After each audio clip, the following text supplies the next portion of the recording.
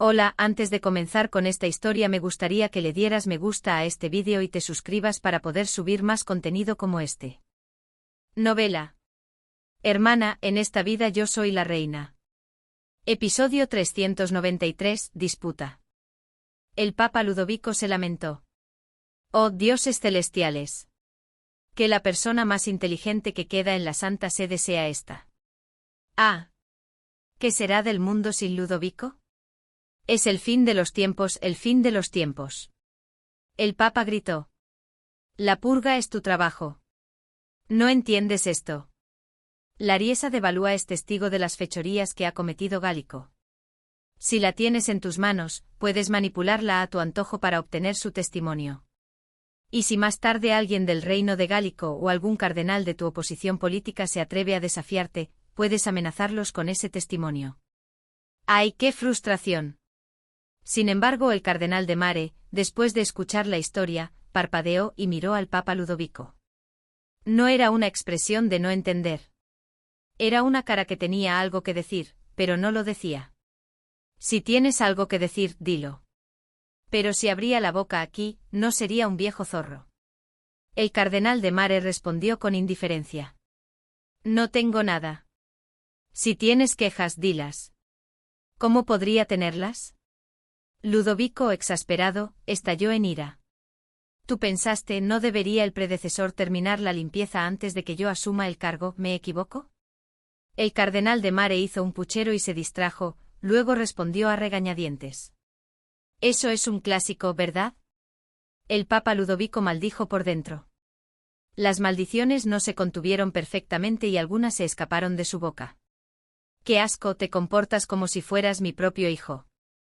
A un hijo, aunque no se lo digas, el padre quiere darle mucho más.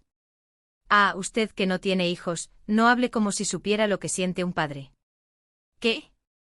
Se esforzó mucho pero no lo logró, lo cual no es vergonzoso.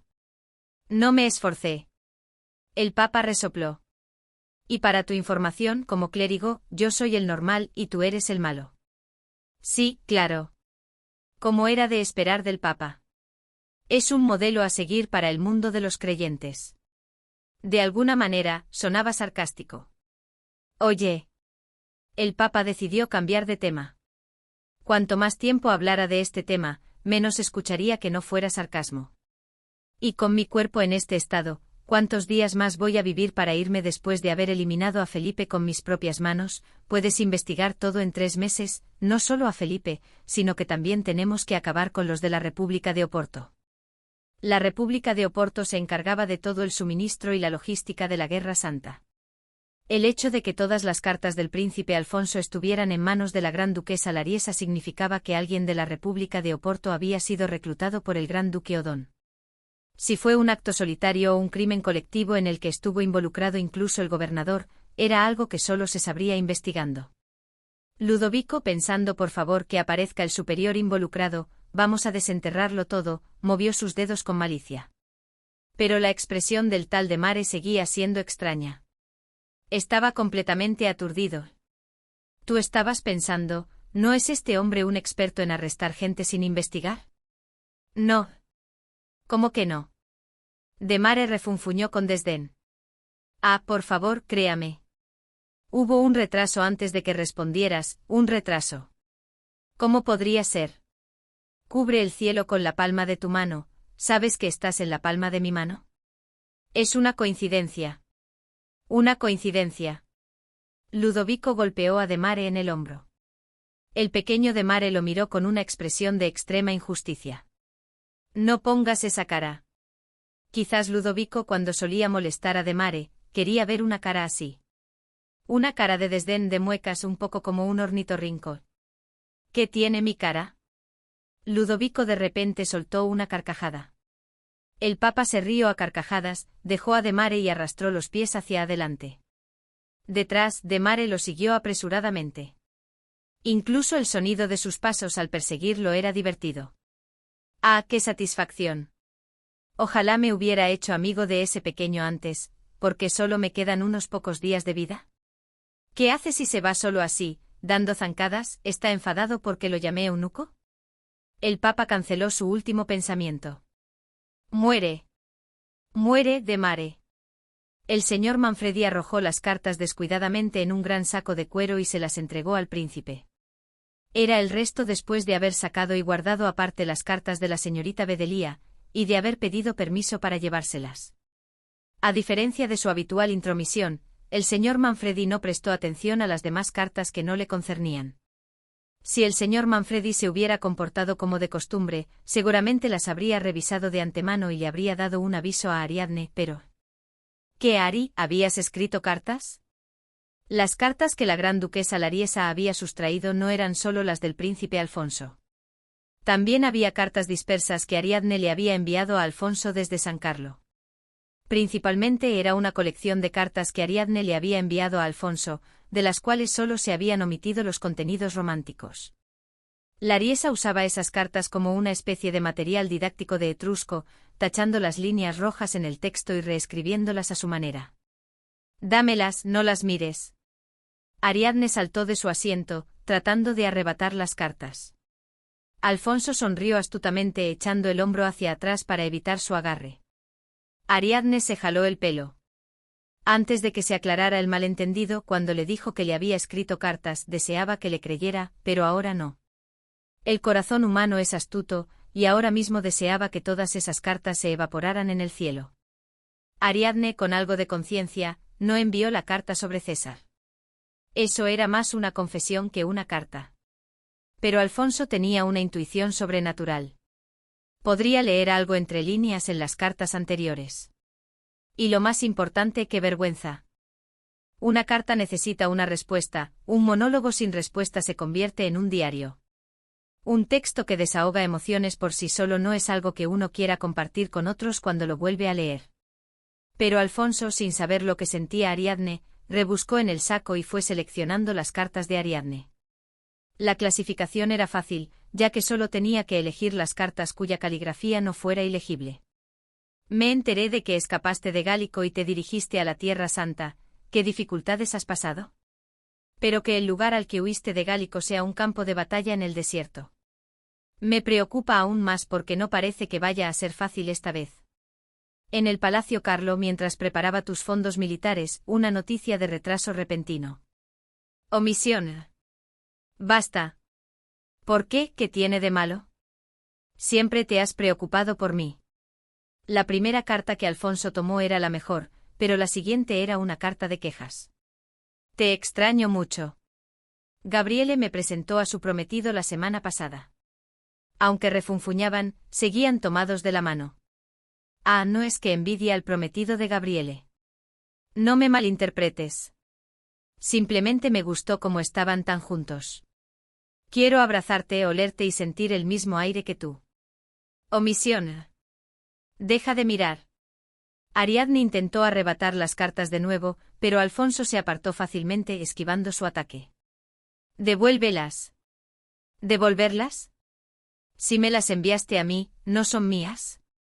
Alfonso también estaba acumulando experiencia. Sonrió ampliamente esquivando los ataques verbales de Ariadne.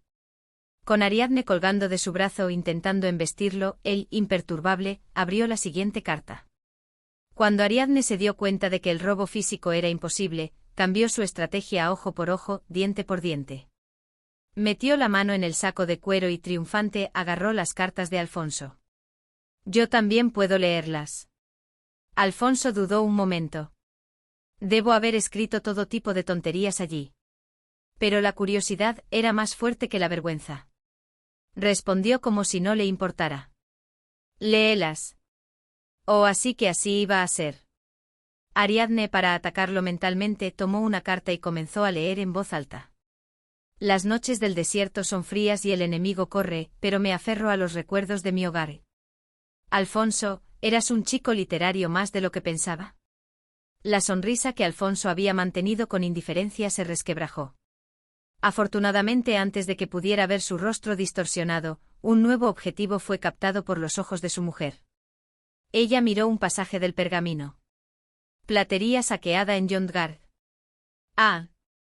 Fue algo que se obtuvo al capturar una ciudad enemiga durante los primeros días de la Guerra Santa, cuando no tenían nada y vendían incluso el oro que poseían. ¿Iba a ser para mí? Alfonso se sonrojó. No, eso es. ¿Por qué no respondes? No me digas que se lo diste a otra mujer. El príncipe negó con la cabeza vigorosamente. Eso es imposible. Entonces, ¿dónde está? En ese momento pensó que era valioso y lo guardó bien para dárselo a Ariadne.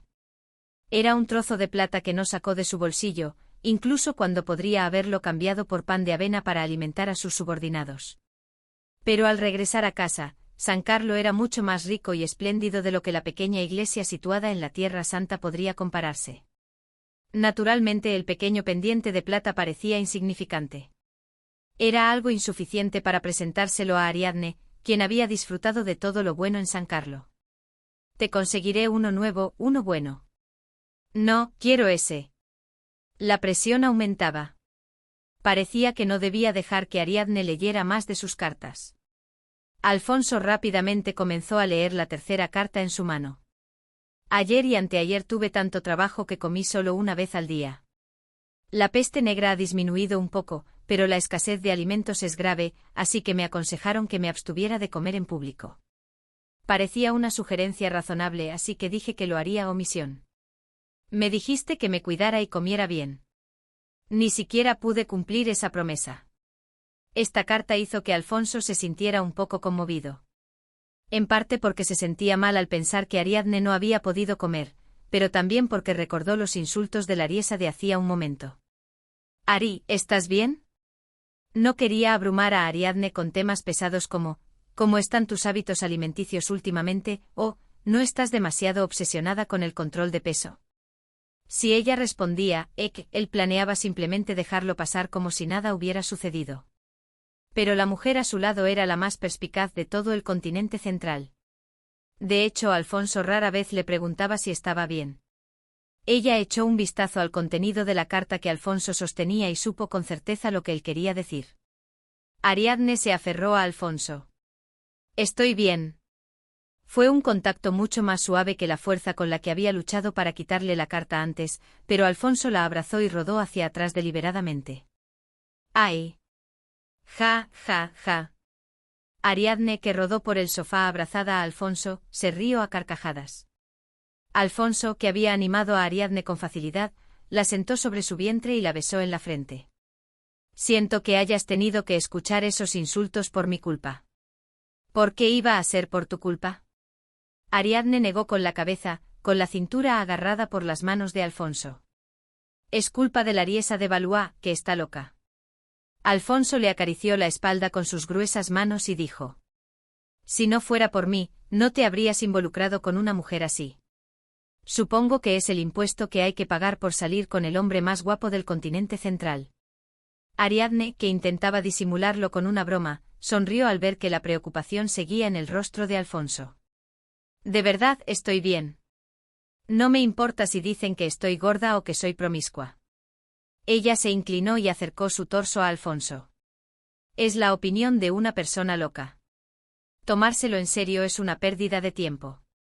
Alfonso levantó a Ariadne en brazos y la miró fijamente a sus ojos verdes.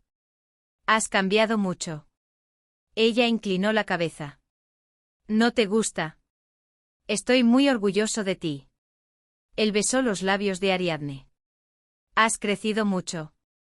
Ariadne se quedó atónita ante las palabras de Alfonso: he comido más pan que tú. Pero no pudo decirlo directamente, así que protestó dentro de los límites de la razón. Solo hay 2 años de diferencia. 2 años de diferencia es mucho. Ariadne sentía que iba a volverse loca de frustración. Si 2 años de diferencia es mucho. Entonces, ¿cuánto más he vivido yo que he regresado? Sin embargo, Alfonso expuso su argumento. Naciste en 1107. Él bajó sus labios por el cuello de Ariadne. Sin saber lo que pasó en 1105 y 1106. Los labios de Alfonso bajaron gradualmente. Ah. Es cierto, pero... No viste la nieve de 1105, ni el arco iris de 1106, ¿verdad? No creo que tú tampoco lo recuerdes. SHHH. El torso de Alfonso se acercó cada vez más a ella. Mantenía el torso erguido en un ángulo absurdo, pero no mostraba signos de esfuerzo. Los músculos de la cintura de este hombre eran increíbles. Cada vez que te toco así, haces ruidos lindos. Ah. En algún momento, la posición de Alfonso y ella se había invertido. Ella abajo, él arriba. ¿Vas a seguir negándolo? Alfonso la miró apoyando los brazos a ambos lados de sus hombros. A través del cuello desordenado de su camisa, se asomaban unos músculos pectorales increíbles. Si fuera guapo sería un hermano. Ariadne se rindió. Le susurró suavemente a Alfonso. Abrázame. Alfonso sonrió ampliamente y la cubrió.